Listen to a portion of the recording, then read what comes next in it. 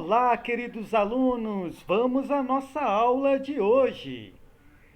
Lesson 10, lição 10. A nossa aula de inglês hoje, a lição 10, é sobre técnicas de leitura em inglês. As palavras cognatas. Então, as técnicas de leitura em inglês. Ler, interpretar ou traduzir um texto em inglês não é difícil, nem um trabalho árduo, nem mesmo exige fluência no idioma. As principais técnicas para a compreensão de um texto na língua inglesa envolvem as palavras cognatas, palavras repetidas, marcas tipográficas, screen, scan e inferência. Na nossa aula de hoje, nós vamos falar sobre as palavras cognatas. As palavras cognatas são aquelas que se parecem com as palavras em língua portuguesa, tanto na grafia quanto no significado. É muito importante que vocês as identifiquem nos textos, visto que elas os ajudarão na compreensão, na tradução e interpretação dos textos em inglês. Por exemplo, music, música, television, televisão, information, informação, ocean, oceano, promotion, promoção. Isso são palavras cognatas do inglês para o português.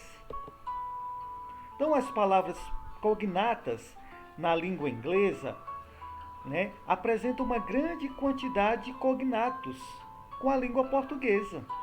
Este fato ocorre principalmente devido à origem das palavras inglesas, o grego e o latim, que é a mesma origem das palavras em português. As palavras cognatas do inglês para o português são parecidas tanto no significado como na forma, e são muito usadas na língua inglesa. Representam cerca de 30% de um texto em inglês. Não há registros da existência de um texto em inglês que não apresente no mínimo uma palavra cognata com a língua portuguesa. Então, as palavras cognatas, palavras de origem grega ou latim parecidas com a do português. More examples. Different, infection, microbiologic, bacteria, education, data, impact, concrete, phenomenon. E aí existem 3 tipos de cognatas idênticas: cinema, social, hotel, hospital. Semelhantes, ou seja, um pouco parecidas: telefone, violent, republic. Distantes: activity, computer, princess, establish.